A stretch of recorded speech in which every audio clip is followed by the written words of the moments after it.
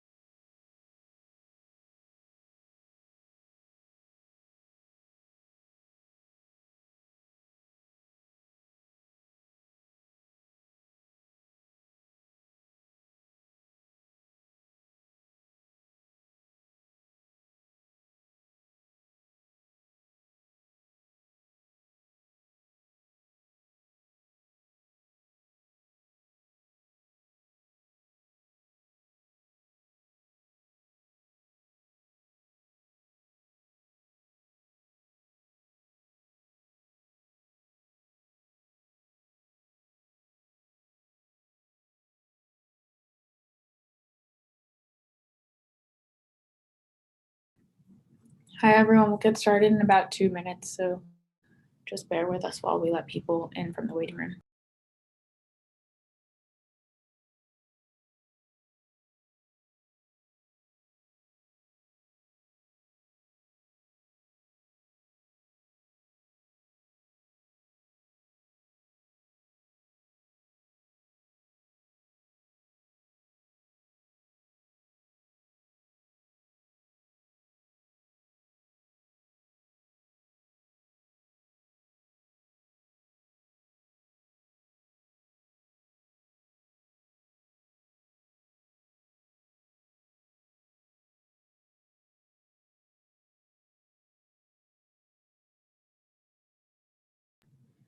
All right, everyone. If anyone has corrections to the previous minutes, could you please voice those now?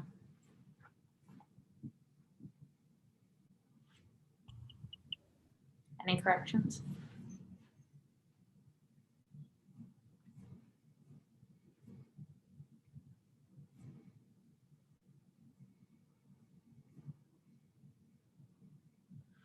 Okay, there being no corrections, the minutes are approved as written. Our agenda is going to be following a little bit different of a format than you are probably used to if this is your first year in student government. We are doing new business last after reports.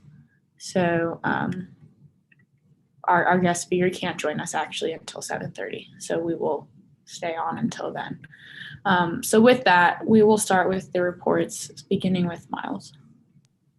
Thank you, Riley. Hey, everybody. Hope you had a great weekend, and hope you're having a great week.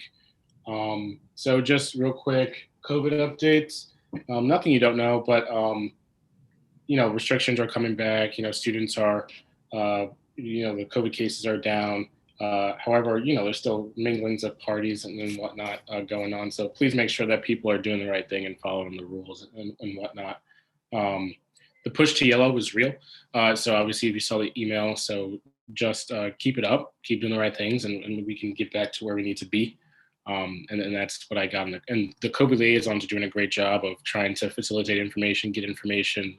Thank you, Drew, Kate, and Jackson for all that you're doing. And of course, to the co-chairs for what you're doing, of course, with your individual work. Professionalism, just on that point, when you're sending out emails or anything, this just goes for everybody from exec down.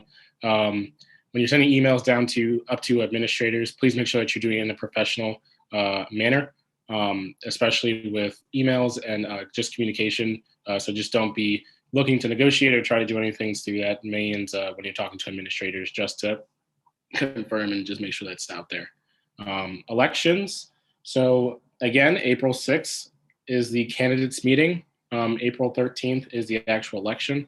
I will actually be stepping down as the chair of the elections committee, and Victoria will be taking my place as the chair of the elections committee. Of course, I'm going to walk her through obviously what the chair does in that capacity, and I'll probably have to write a resolution up for next week, but I will be stepping down from my capacity as the chair of the elections committee for this election cycle. And then obviously for the seniors in student government, I'll be reaching out to you also about how we're going to coordinate on the elections committee. So I'll set up the elections committee, but Victoria will be running it. Parent council meeting next week. So the parent council is meeting next week. So if they really want to know feedback about how students are doing on campus, especially from the surge on, and how they've been transitioning ever so. So it's really important for them to hear that because they are actual parents of students here, and some of you might have parents on the parent council. So if you have any feedback you want to give me, so I can give it to the parent council, that'd be great. And then for my last point, just keep getting after it. You guys are doing a great job on student government, doing the right things. As I say, my reports are pretty much just standard looking over strategic stuff. But other than that, everybody's been doing a great job of just trying to do everything in the capacity of their co-chair position / exec position. So just keep it up. I'm loving all the work that you guys are doing. So thank you. Any questions for Miles?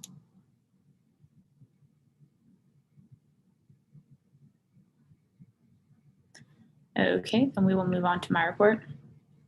So Director Cassius will be joining us today. She is the director of the Title IX office. I don't have the full list of everything she'll talk about, but I do want to make sure that I say here, in case anyone hops off early or anything like that, that there is a policy in place at the university, just like there is for alcohol consumption during a typical year. In the event that anything Title IX related were to occur and you or a friend or anyone you know were worried about a COVID violation and that is a reason for not reporting, please know that there is an amnesty policy and you should absolutely encourage your constituents to feel empowered to report. And even if they are nervous, the SAFE office is always a confidential resource. So I do just want to make sure that that point is across to everyone. Mental Health Week is coming up. It is just around the corner, and I just want to be one of the first, but certainly not the last person, to encourage everyone to please sign up for as many shifts as possible.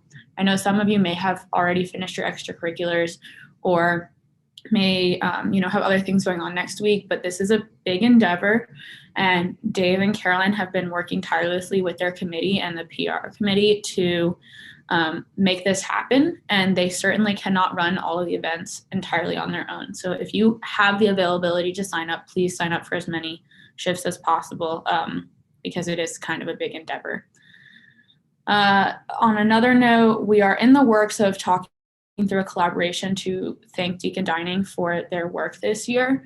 The logistics of that are still kind of in the works, but that would be at the end of March, beginning of April, before elections. So that's something that physical planning and Pilar are working on, and more info will be coming probably next week. I was asked to pass along this message by the Women's Center. Wake Women Making a Difference will be a networking event with alumni on March 16th, a week from today. I would just encourage you all to sign up. I can forward out to the listserv the specific information on that if you guys think that would be beneficial. But you can also find it at the Women's Center's resources. I promise I'm almost done. Professionalism reminder, kind of reiterating what Miles said, that we are, in a position to have these meetings with administrators, but let's do so always with respect and understanding that they're busy and they're doing their best, and we are really here to advocate for students, but recognize that all of us are working toward the same goal. And I do just want to remind everyone that with that comes the reminder that we as a body are a lot of students who are involved in a lot of things, and I just want everyone to remember that when you're going to a meeting in your capacity as a senator, that's different than when you go meet with an administrator in your capacity with another organization. And let's just be cautious of making sure that we can bring things to Senate, but also not, make promises or agreements that we can't follow through on without talking to our committees or our committee chairs or whoever the relevant person is. So just remember, it's kind of hard sometimes. I know we're involved in a lot of things, but there's a difference between a meeting that you have with one office in your capacity, in your position in student government, and a meeting you have through another organization. And also with that, remember that just because, for example, I'm in a bunch of different organizations on campus, when I'm here, I'm the speaker, and let's not put that burden on other students to speak on behalf of their organization just because they happen to be in another organization on campus. So let's just remember that respect in every way. Last thing from me, we will be doing a panel for our student government with accepted students through admissions. They are doing a number of these panels over the next couple weeks for students who are trying to decide whether they're going to call Wake their home. They've asked us to run one of these. They've asked Miles and myself to be two of the panelists, but they would like two more. So we've told them we'll bring two other senators. The goal would ideally be to have them be a freshman and a sophomore.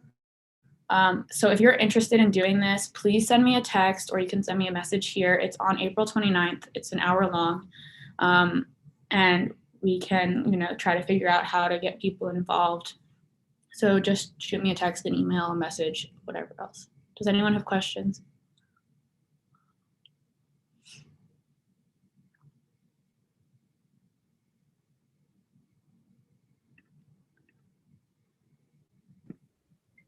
Okay, then we will move on to Victoria. Hi, everyone. So yesterday I finished the FY22 initial budget. So today SBAC met and I've given SBAC all the budgets for their organization. So SBAC representatives should be emailing budgets out by no later than Friday, March 12th. Again, these are initial allocations. So for those of you that aren't familiar with the budget process, we hear all the presentations. We initially approve or deny certain amounts, and then organizations have the option to appeal the amount that they received. Usually there aren't very many appeals, but there still is an appeals process. So budget appeals are due on March 23rd, and then we'll have more meetings, and then we'll do the final allocations. So that's all I have. Any questions for Victoria?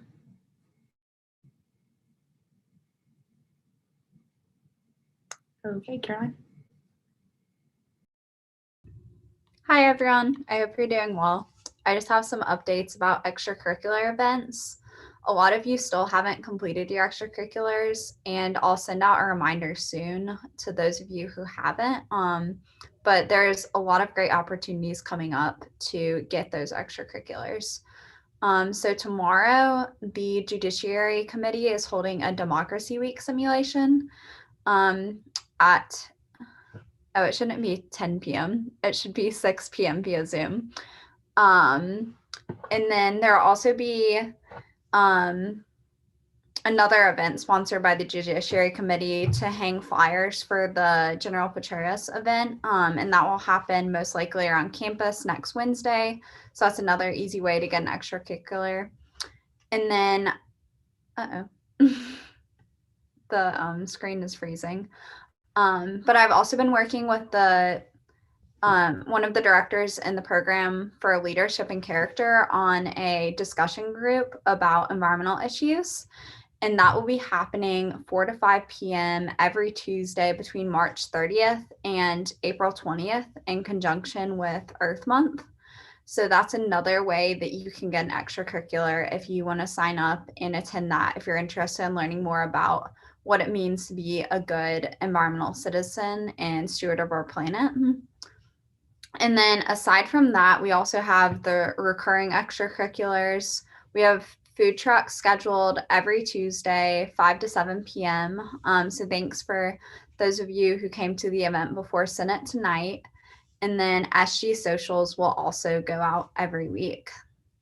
And then on March 15th, Mental Health Week will start. So I strongly encourage all of you who haven't completed your extracurricular requirements to sign up for an event. There should be a lot of opportunities to get extracurriculars, and it's a really great way to support the Campus Life Committee and all that they've done to make a great Mental Health Week. Any questions for Caroline?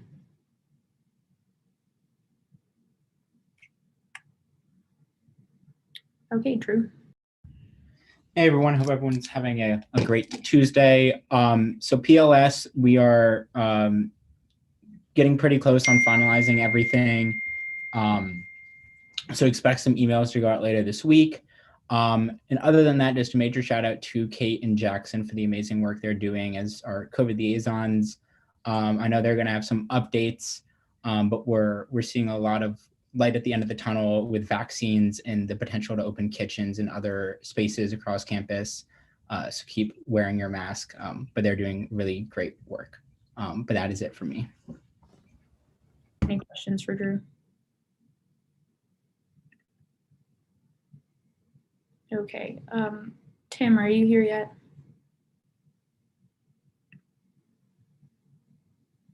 Okay, we might have to loop back to Tim. He's dropping his son off, so. Yeah, we're gonna loop back to our advisors at some point. We'll start with academic. Hey everyone, so we're continuing planning for Faculty Appreciation Week, which is the week of April 4th. And we also have a meeting with, why does this screen look like that? It's weird. We have a meeting with ODOC tomorrow, so as always, send us your academic related concerns and we'll try to get answers for you. Questions for academic?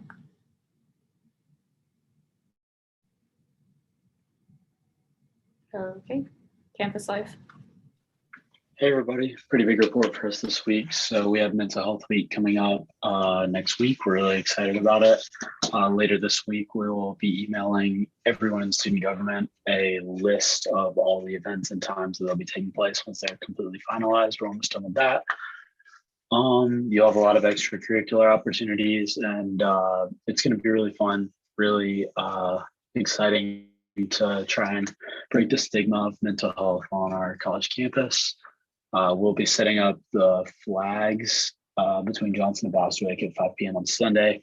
If you don't know, those flags, every flag represents 1,000 college students with anxiety, depression, and eating disorders. And then the orange flags represent, I don't remember the exact number, but a certain number of college students who commit suicide each year. So it's very moving thing to do. So that'll be an extracurricular event as well if you want to come to that. We've been working with the PR committee for graphics. They've come up with amazing graphics. We're very thankful for all the hard work they've put in. And then we have a meeting on the books with Vice President Rue on Thursday, March 25th. So if anybody has any concerns, anything I want brought up in that, please let us know. And then we just want to let you all know we're still going to be working past Mental Health Week and stuff to improve campus life. Any questions for campus life?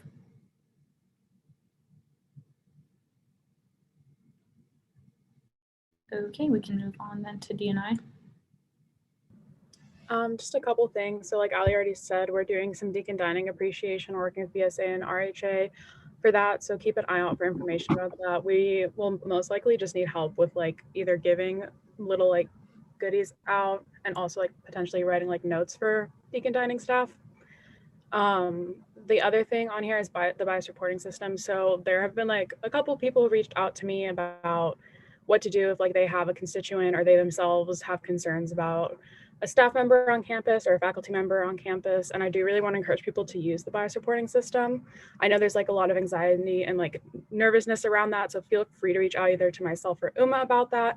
But I also like do encourage you, like the only way we can show that it's either not working or it is working or know how to make it better is if people are actually using it. Because until people start using it, we can't really say, oh, it is or isn't working. And a lot of people don't use it. That's kind of the main issue with that. Marianne and Edna from our committee are also working on this. So feel free to reach out to them if you have any more questions about that.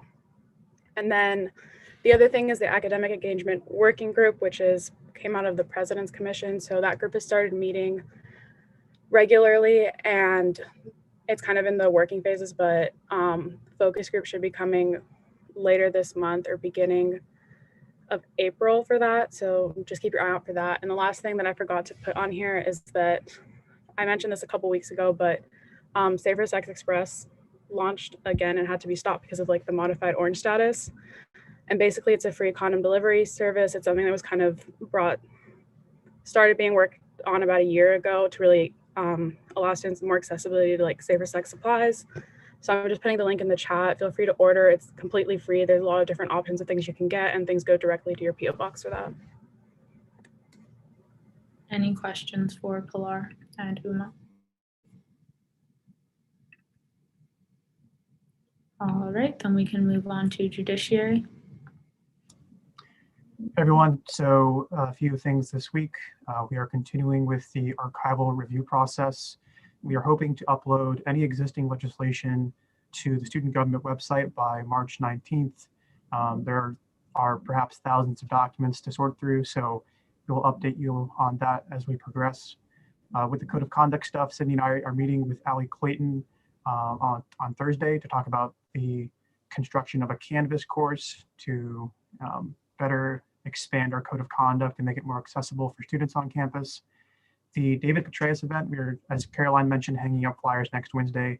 The date has also changed on that event, so we will update you as well. And then obviously tomorrow is our Democracy Week simulation from 6 to 7 p.m.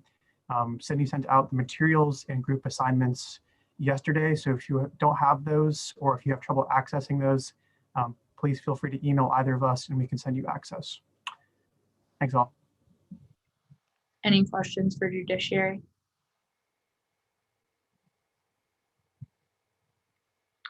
Okay, then we can go to PR. Hi guys.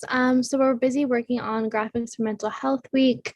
Please just try to repost and get the word out as much as you can next week, whether it's reposting stuff on your personal accounts or like just sending things through group chats, organizations you might be a part of.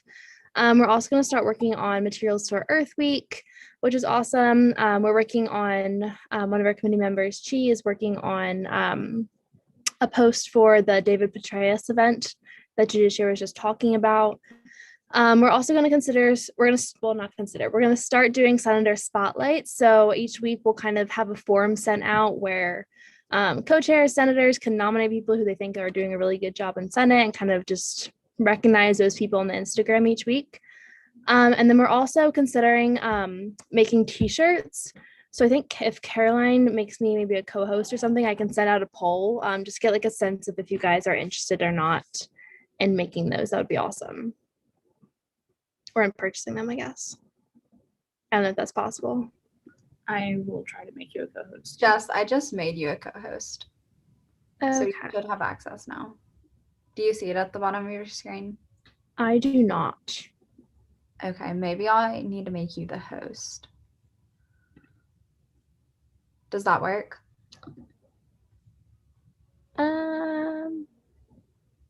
I can't find it.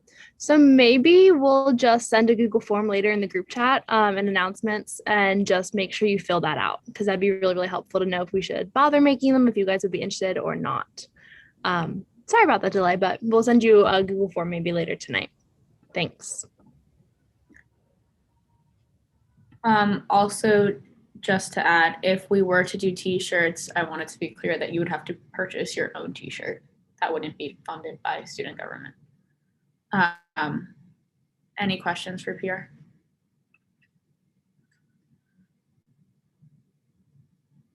Okay, fiscal planning.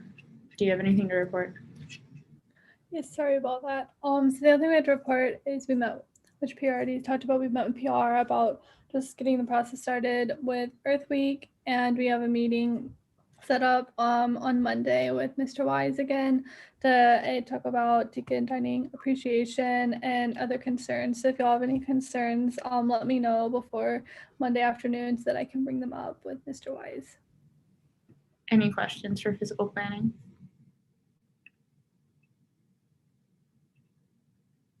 Okay, and SOC.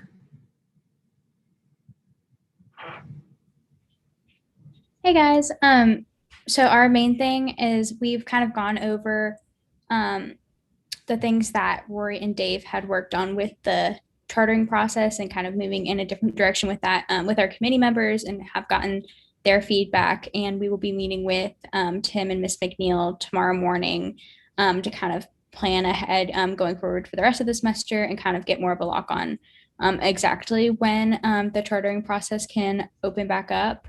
And then kind of have talked about next steps. If we do get kind of a go ahead with that, our committee will be working a lot on making sure that everything is ready in terms of like the chartering application and appeals process and all of those different systems are in place so that the chartering process can be opened up. Any questions for SOC?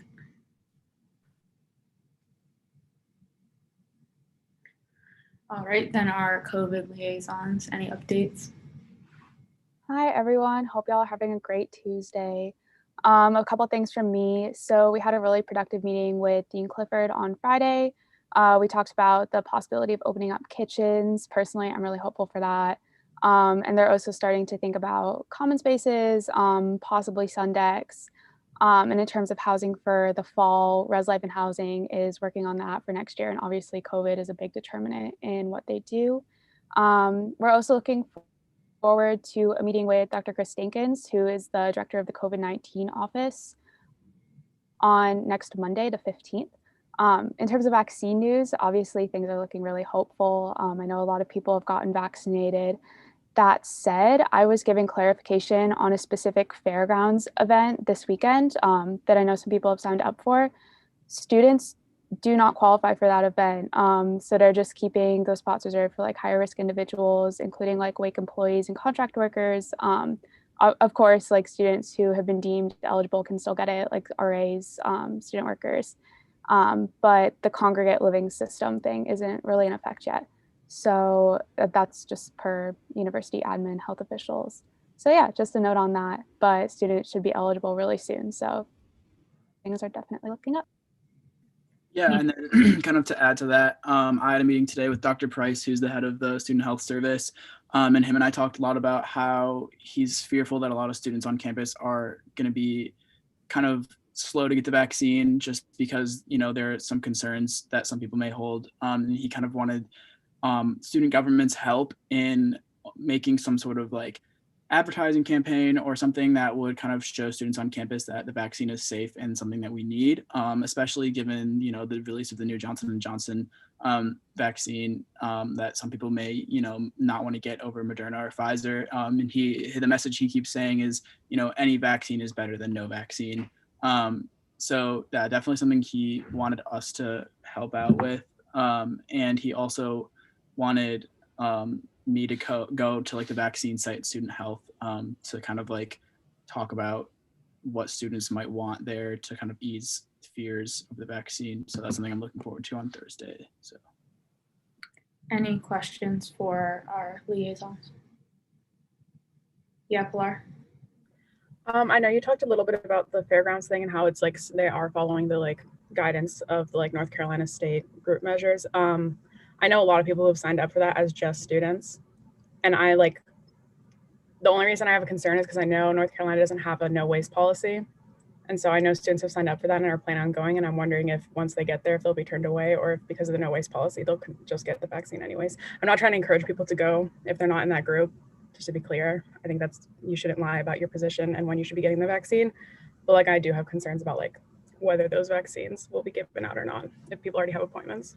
Yeah, so Dr. Price and I actually talked about that today, and he said that he's been seeing a lot of WAKE students going to like the Forsyth vaccine distribution centers, and none of the students have been having like any problems getting it. And so I would assume, I'm not really sure about the fairground event in particular that you're talking about. I'm not sure if that's at the university or through like Forsyth County, but if it's through Forsyth County, then my thoughts would be that it probably no one would have an issue getting the vaccine.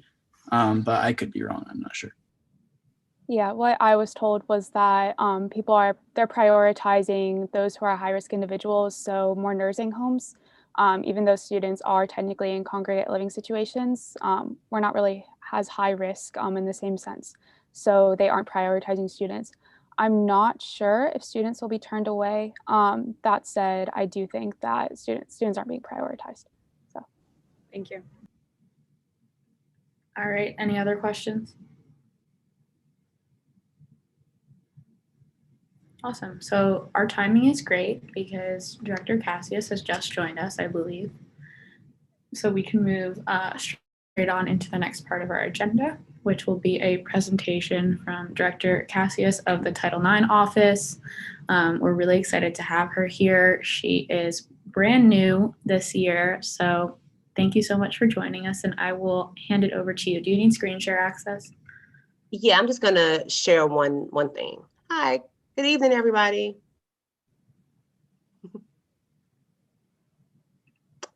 So I'll share it. I'm gonna share the student rights document.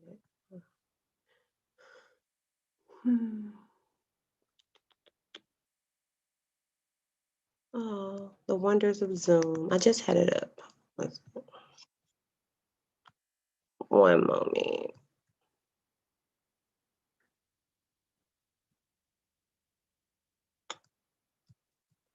Let me see.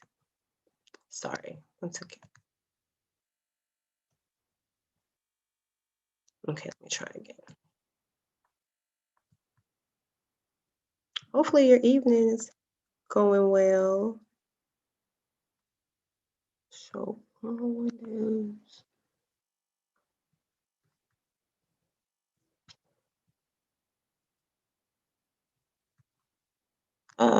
No, it's not showing nowhere.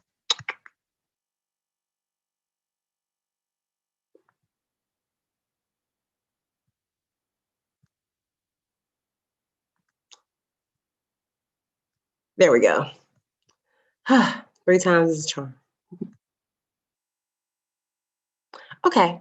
Well, good evening, everybody. My name is Aisha Cassius, and like Ali said, I'm super new. I actually started after your policy rolled out. And so with thinking about the audience, I didn't want to just like do a Title IX training. I'm sure that you've been exposed to Title IX and what that is, maybe a few different times as a student. And I kind of wanted to really discuss the changes that happened over the summer based on the Department of Education's new regulations, how the university chose to comply, and actually to field any questions that you may have about how that looks for you as a student and the students that you represent. Okay, so back in May of 2020, we got the official guidance from the Department of Education that the new Title IX rules were going to be effective August 14th, and that every university had to comply. Essentially, every university in the country was non-compliant because the new rules changed the definition of sexual harassment, right? So the new rule narrowed the sexual harassment definition, and it gave prescriptive requirements about how a university should respond to sexual harassment. So for instance, prior to the new rule, sexual harassment said severe or pervasive conduct, right? So severe, if something was either severe or pervasive, happened over time. It also allowed for conduct that happened outside of school grounds if the university was able to have a nexus, say that it happened between 2 students and that activity may come on campus and may limit the access to the university because of one of the students' behaviors, right? The new rule said, no, the activity needs to be on campus. Further, it has to happen in the United States. So it carved out those abroad programs that we once covered and off-campus activity, right? But what the new rule did allow was for the universities to make decisions about behaviors that fell outside of the new definition. Wake Forest decided to keep things as much as they were before as possible, right? So they wanted to make sure that they were still covering the behaviors that impacted students. And so our policy, if you look at it now, is captioned Gender Discrimination Harassment Policy, Title IX Sexual Harassment, and non-Title IX Sexual Misconduct, right? So we had to kind of bifurcate the policy in an effort to cover the behaviors that fell outside of the new rule, right? So conduct is still prohibited, behavior is still prohibited by students that happens off campus that once looked like sexual harassment, but now is called sexual misconduct, right? It would still be misconduct if it happened in a off-campus location. If it happened in a study abroad program, it just wouldn't be Title IX sexual harassment, right? Based on the definition. So I wanted to make sure that it was clear that the university wanted to still cover all those behaviors and be compliant with the new rule. And that's the way it approached it. Different universities did different things, but that's the way we approached it. The rule did allow for some changes to what was once called responsible employees or mandated employees, people who had the had to report if they either seen activity that may have been prohibited or that someone made a disclosure, right? And so the university did change some things as it relates to that, as far as mandated reporters.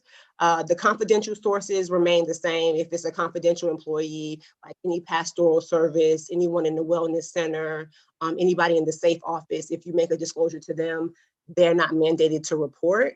The biggest area that was excised from mandated reporters is faculty members. So faculty members who are just faculty members, that they're not a dean of a school, they're not a department chair or a program coordinator. If they're just faculty and they don't have any supervisory role, they're not considered mandatory reporters in our policy. So that was a change that happened for that. Also, the policy is very prescriptive as far as when we move forward with an investigation, right? It has to be done via formal complaint.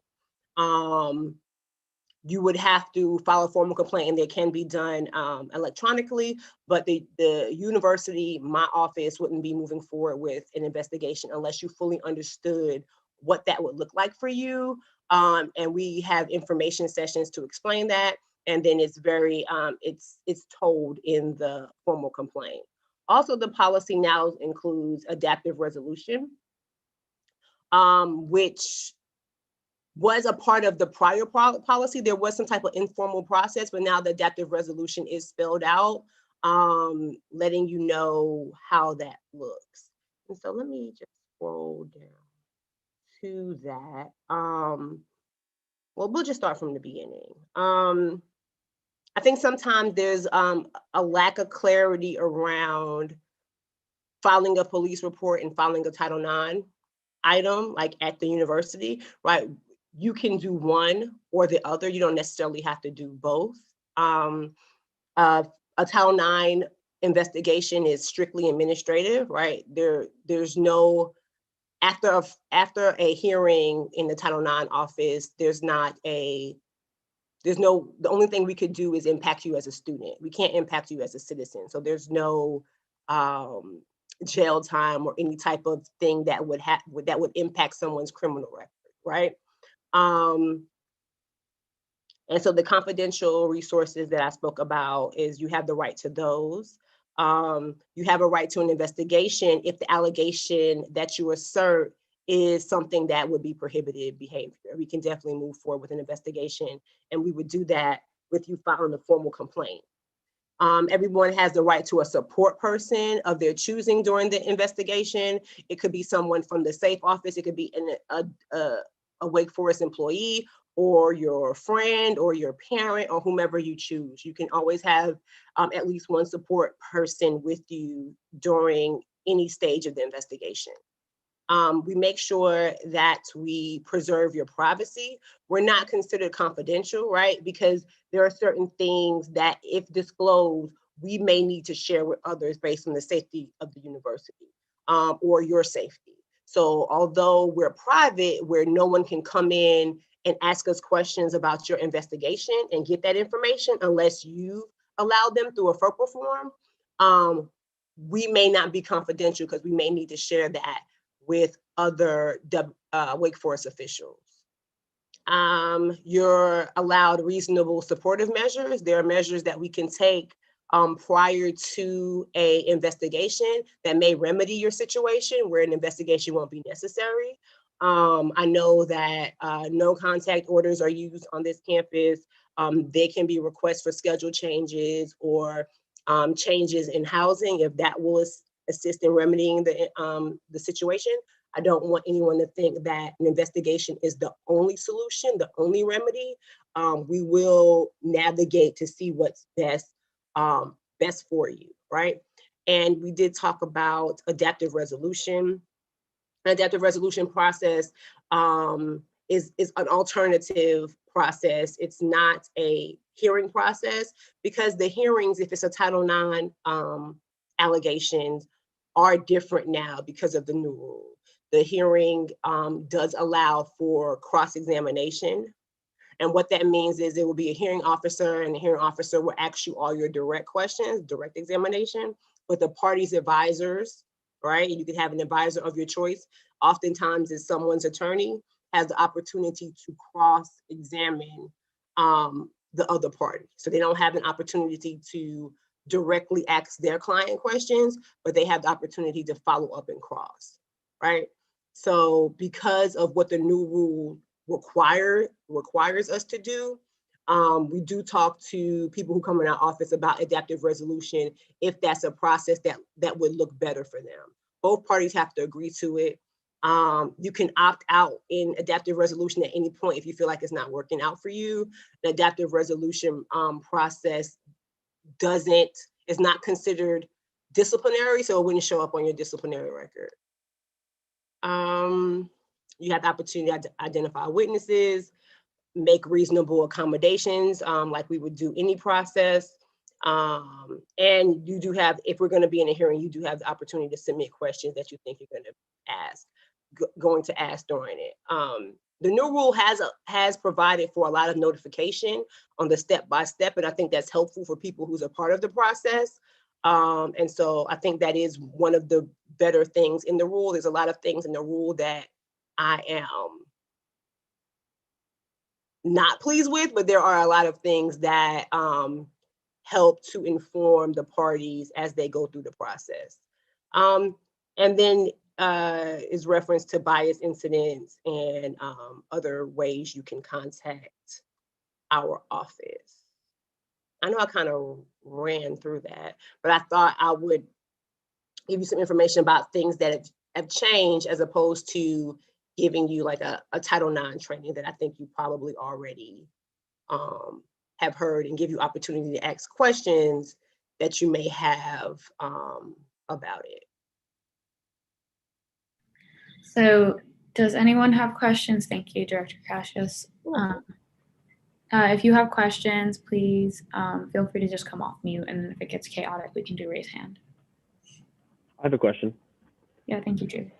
I was wondering if, I know how you said that Wake Forest enacted some policies that other schools didn't, and we had our own set of like unique principles that are in our policy. I was wondering if you could place us on a spectrum among other colleges that look like us, have our population, have similar student bodies, and kind of see like what did we not do, what did we do that these other schools did not, kind of thing. Yeah, that's a really good question. And we're actually doing that work now. Like, for instance, so I was at a university where we were doing, in the UNC system, where we were doing that work to determine what we were going to do and what we weren't going to do. But now at Wake Forest, what we're doing is looking at, like you said, similarly situated institutions to see, like, kind of do a gap analysis. Generally, when Department of Education gives new rules, they allow 9 months for implementation. They gave us 3. And so at that point, we didn't have as much time to do that research. And we're kind of doing it on the back end to see if we want to make any adjustments. For instance, how our institutions responded to mandated reporters. Are we an outlier, or are we in the majority, right? So yeah, we're actually doing that now. I don't have that information about where we stand as it relates to similarly situated institutions, but I can follow up with that. That's a really good question. Thank you. You're welcome. Ethan? I believe this is the New York Times that reported yesterday that Education Secretary Cardona would need approximately 1 year to go through the formal regulatory process before issuing a new ruling on Title IX regulations. Does the Title IX office on campus anticipate making any changes to university policy prior to the release of that new ruling? In the interim, I don't think we will be able to. So even if, so the conversation has become, will the Biden administration even, what's the word I'm looking for? Would they follow up on this ruling that's out here? Would they do any investigations? Would they, it's a specific, I don't know that word. So, and the likelihood is that they won't, right? That they won't investigate to see if universities are following this current rule, right? However, what happens is we've adopted the current rule to be compliant, and now it's a contract that we have out with you, and it's a forward-facing contract, so out with everybody. So then it becomes, do we make changes before we know what the new rule is? And then when the new rule comes, make changes again. And my recommendation is no, right? We would need to wait until the new rule comes out to determine what's the best scenario for us to be. I don't know how far the Biden administration would go, and it would take about a year, because unlike other guidances, like the Obama guidance was in rule, and that's why the Trump administration was able to come and make the rule and not have to pull back the rule they had, because there wasn't a rule before, it was just guidance. So I don't know. Different people are saying different things about, will the Biden administration change the sexual harassment definition again? What will they change as far as the hearings are concerned? So as opposed to guessing what could happen, I think the best case would just wait and see what happens and make that change then. But it looks like they're starting that process now. Like you said, I read in the Washington Post where the president has requested an overview of the rule to determine how it aligns with his administration. So kind of doing, and I'm sure there's many places it doesn't align, since Biden was the proponent of the 2011 guidance that came out of Obama. And this is definitely different.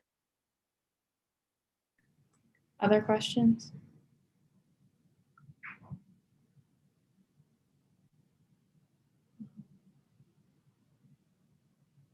Yes, Caroline. Hi there. I was wondering why someone would go through the adaptive resolution process, or what benefits that offers for alternative methods. It's different reasons. So sometimes a claimant would say, I don't want to have this hearing process, right? Because the hearing process now requires the parties to not necessarily be in the same room, right? But see each other. They would have to. So sometimes people are not in, they don't want to do that. They don't want to see each other. And so the adaptive resolution process, sometimes for that reason, they'll do like shuttle negotiations, where they'll talk to one party and come back and talk to another party to actually have a resolution. Is not that same hearing type. Sometimes claimants think that adaptive resolution is quicker and they want something done quicker. That's not always the case. They don't want to have cross-examination, right? And sometimes the party is concerned about the impact. They feel like there might have been a wrong, but they're concerned about the impact it may have on the respondent's disciplinary record, their school record. And so they weigh that too. So a combination of things. Thank you. You're welcome. To grab my charger 1 second. Any other question?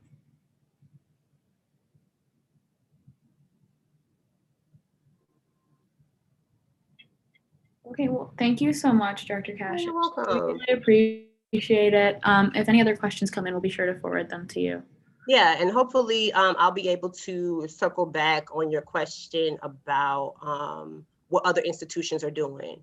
So we're doing some work. I'm not sure if any of the senators are part of the Culture of Respect, but the Culture of Respect is the group that's doing the work, Pillar 2, with clear policies trying to determine our benchmarking with other institutions. And so if you are interested in being a part of that work, you can always reach out to me because we're in that right now. Thank you so much. I'm also on the culture of respect for one of the pillars. I can't remember which number it is. So if anyone decides they want to do that and can't remember Director Cassius's email, you can just send one over to me. Okay. All right. Well, have a good night. Thank you so much. And if you have any other things that come up and you'd like to send them along to us or have us, talk about them, we'd be happy to for the rest of the semester. Okay, great. All right. Thank you for the invite. See you later. Thank you. Bye-bye. All right, everyone. So we're going to move on to the next part of our agenda.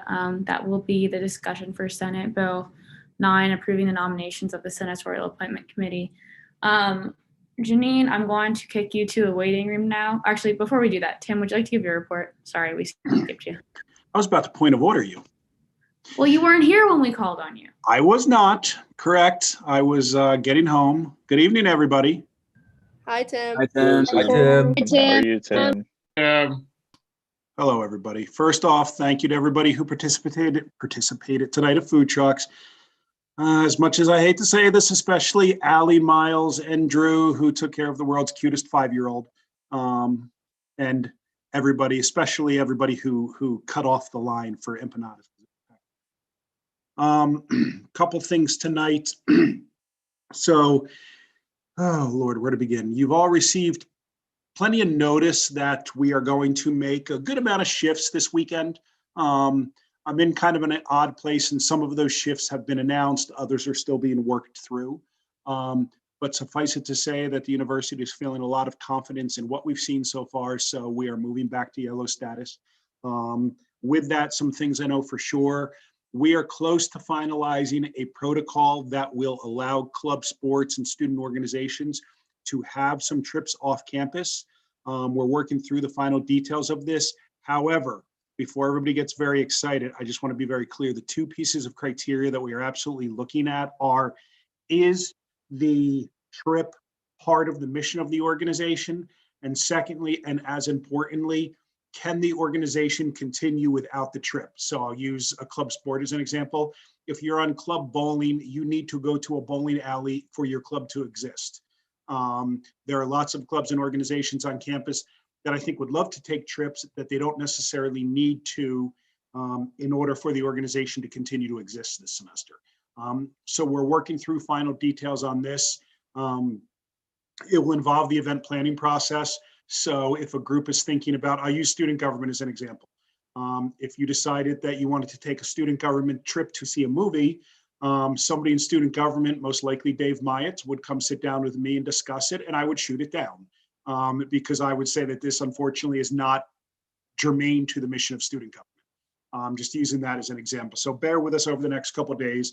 We are working through the policy right now. One of the things I know for sure at this point is food will be allowed at events again, similar to in yellow status, which means single serving food or Aramark food, buffet style if Aramark is serving it. I very much doubt most student organizations will utilize that. But so for example, right now we've been doing food truck Tuesdays by itself because that is takeaway food. This weekend, we've not done a lot of marketing on it yet. We're reworking Wake Frost, and it's going to be Spring Wake from 2 to 4 on Manchester. There's going to be a live band there, and we are going to have food trucks because food trucks can now be part of an event again, if that makes sense. So that'll take effect this weekend. Obviously, we are going to 25 and 50 outdoors and 25 indoors. If you check Deacon Space, you will find the spaces where you can go to 25 indoors. One of the things to remember from early on in yellow status, rooms will not be reset.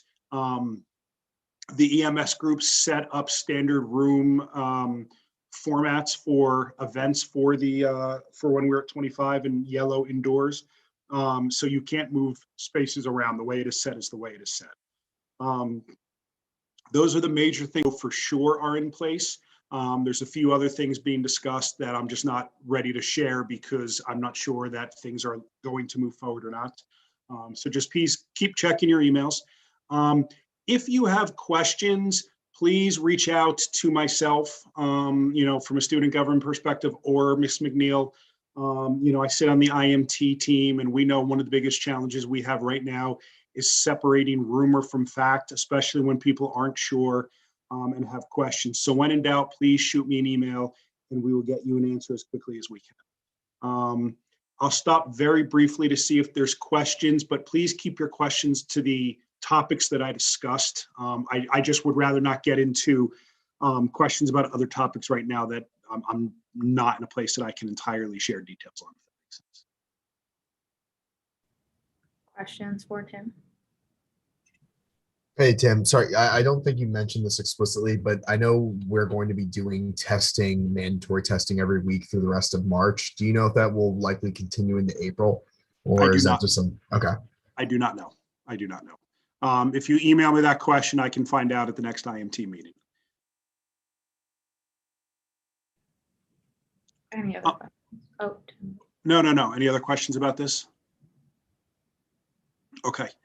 Just moving quickly to a few other things. One, just to confirm what Kate stated, I had reached out and Betsy Adams reached out to Dr. Price, who was looking into the exact same thing about testing. As you were all asking questions about students who, Pilar, I think you asked the question about students who already signed up. I emailed Dr. Price as you were asking the question. I've not heard back yet, but once I do, I will let you all know. But yes, please, again, make sure if you're unsure right now with something like that, shoot me an email and I will try to get clarified information. Obviously, with the move back to 50 outdoors and 25 indoors, we are hoping to spike programming for the rest of the semester. The weather has been nice. It's been fun to look out in Manchester and see that it's packed. We've got about 6.5, 7 weeks to go. So please make sure you're talking with student organizations about being involved in the event planning process, using the student activity fee. As many of you know, we allocated funding for student government to run food trucks for the rest of the semester. We want to be giving out these resources for groups to program, especially over the last 6 weeks. I had 2 of the nicest first year students ask me the other night at a make and take if this is what college is like. And it was like, oh God, that's the best. And we really want you to enjoy your last 7 weeks. So please talk with your groups. Finally, I sent you all an email this morning. I'm going to put this link in here. I know you're all on your computers because you're staring at me right now. Please, right now, as you're doing this, because it will literally take you 2 minutes. I've been working with a group that's been trying to create a very simple assessment to gauge how students feel about their levels of engagement on campus right now. So we're piloting this over the next 24 hours. We're moving very quickly on it. By the time I am done with my report, if I drag on for about another 30 seconds, you will have completed this. So please pull it up right now if you haven't. I can tell some of you are doing it. Caroline Walker looks very intense all of a sudden. So I know she's filling it out. Please fill this out. It's of great help to us in terms of trying to figure out how students can continue to find engagement over the last 7 weeks. That is all I have tonight. Thank you all. Any other questions for Tim? Okay, thank you, Tim. Now I'm going to move to the next portion of our agenda, which is the discussion of Senate Bill 9. In order to do this, Janine, I know you're here. I'm going to have to put you into a waiting room, and then I'll pull you back out of the waiting room after we have voted on the legislation. So I'm going to do that, and then we will move forward.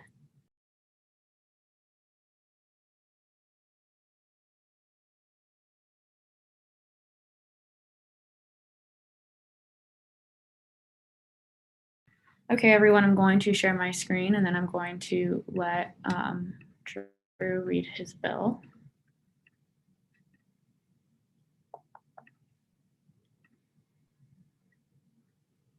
Go ahead, Drew. All right, thanks, Ali.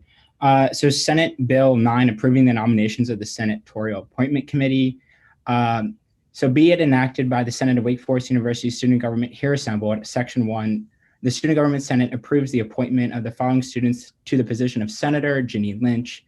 This bill shall take effect immediately, respectfully submitted. Me.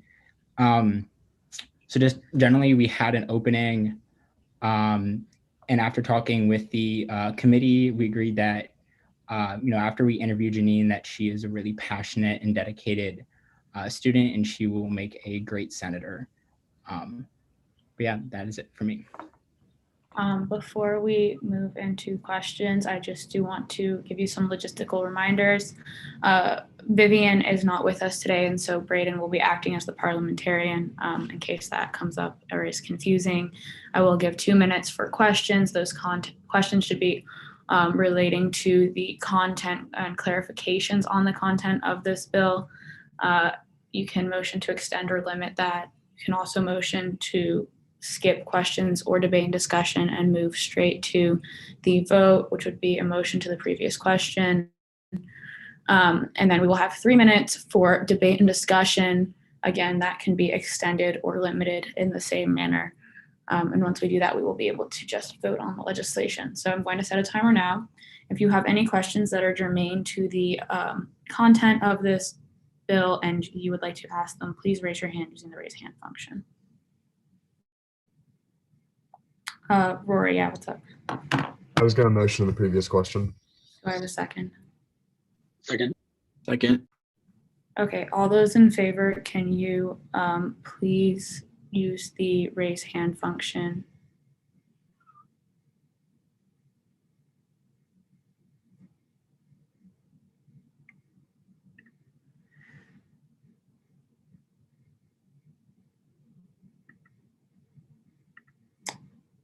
Caroline, when you're good, just let me know. I'm good. Okay, I will lower all your hands and then we can do, okay.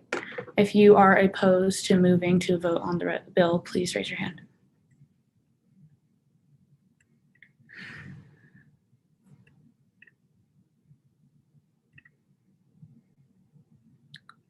Okay, we have a majority who are ready to move to the previous question, so we will be voting on the bill in question.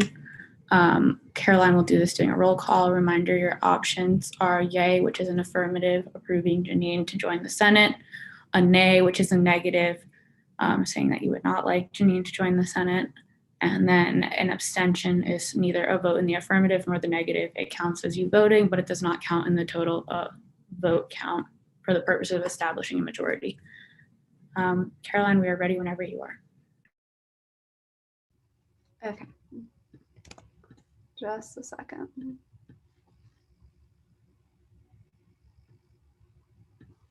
I'm pulling up the spreadsheet. Okay. Abby? Yes. Tanya? Yes. Armand? Yes. Jackson? Yes. Michael Walsh? Yes. Aria? Yes. Caroline Wright? Yay. Kate? Yes. Meredith Urspikula? Yes. Robbie? Yes. Dave? Yes. Kanisha? Yes. Pilar? Yes. Dan? Yes. Rachel? Yes. Ava? Yes. Jacob? Yes. Braden? Yes. Nancy Walker? I guess she's not here. Nick Briggs? Yes. Ethan? Abstain.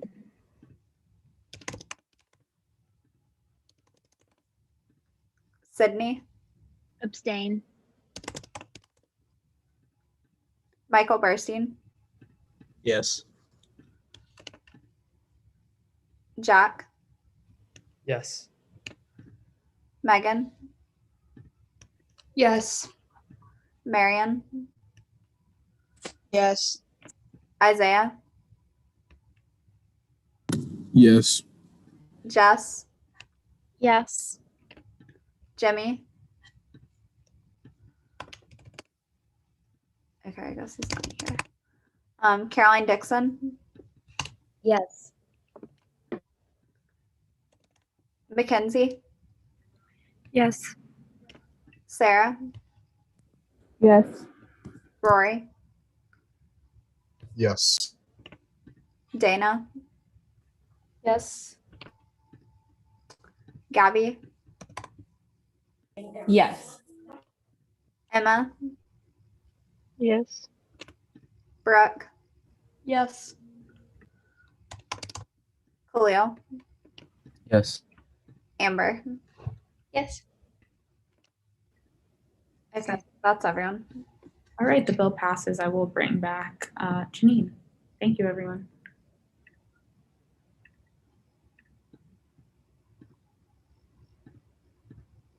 All right, Janine, welcome back. Congrats, you're a senator. Okay. All right. Well, Thank you. really excited to have you. I will be reaching out to you shortly after the meeting about your committee. Okay, we can move through the last couple of points of our agenda now. Does anyone have any Senate reports?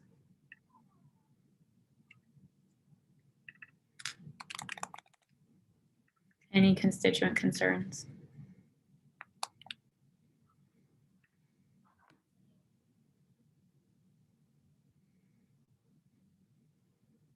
Announcements.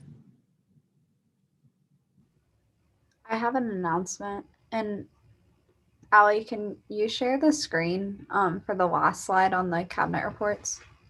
Yes, 1 second. Okay, cool.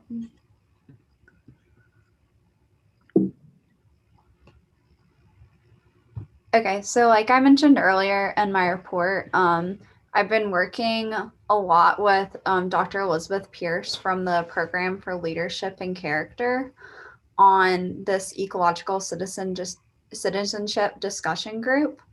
It's going to be meeting every Tuesday at 4 p.m. between March 30th and April 20th.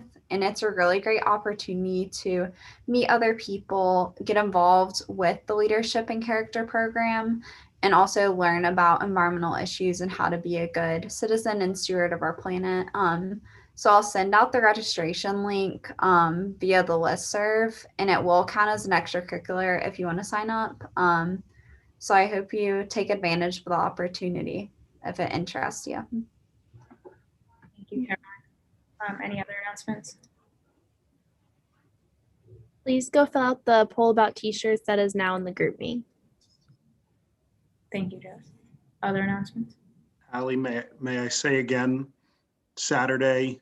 So if you had noticed, we're going to do a hybrid version of Wake Frost. It was postponed 3 times because of weather. So instead we're doing Spring Wake, 2 to 4, Manchester, live band. And because everybody loves the food trucks, we're doing Wings and Things and Porterhouse Burger. Tell your friends. Free food. Always great. Any other announcements? I have 3. Just a reminder, admissions, if you weren't here earlier when I said it, we are doing a panel for the new accepted students, and I need 2 more people to be on the panel. So text me if you haven't already. I've written down everyone's name who sent me a message in the chat so I don't lose that. The Women's Center is having a networking event next week. I will be sending you that information in the chat and via the listserv. And then I also have an announcement from Wake and Shake that you can now sign up and start donating and fundraising, and people who raise $100 will be entered automatically to a lottery to win a prize that's valued over $500. The prize is not named yet, but if you are part of a team, start raising some money, I guess. Any other announcements?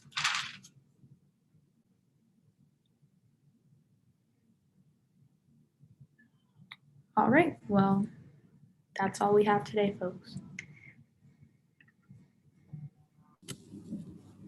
Motion to adjourn. Do I have a second? Second. Second.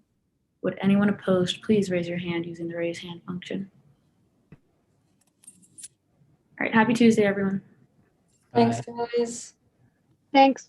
Thank you.